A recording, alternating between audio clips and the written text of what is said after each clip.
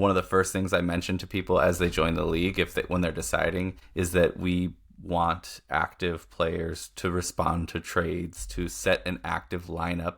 But that last part is the number one rule that we have, is you have to start an active and competitive lineup every week. And there's just no, I'll sound 50 saying this, but there's no tomfoolery with that. It's just, it's straightforward.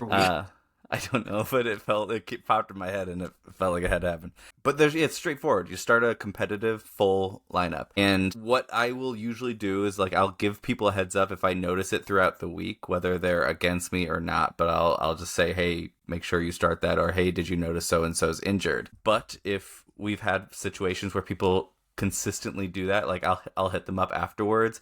I'll kind of maybe even shame them in the league chat of like, hey, so-and-so, you played, like, you would have won if you didn't do XYZ. But that's the problem. Like, the you would have won affects the standings and the outcomes. And we play in a lot of median system leagues too, where it's 2 games a week, your opponent, and if you're on the top half or bottom half of the league.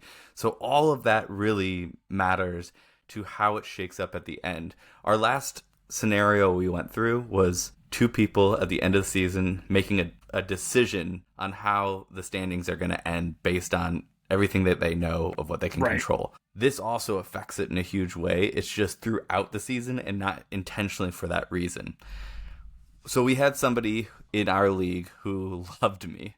But in our dynasty league, you were his idol. He was super your biggest favorite fan. Yeah, no, he did not like me. But the amount of text messages that I've received. I know, but we had an issue with him starting lineups, and we had to create a rule mid-season, which is not something I suggest often. I don't. Welcome to the Fantasy Football Lab.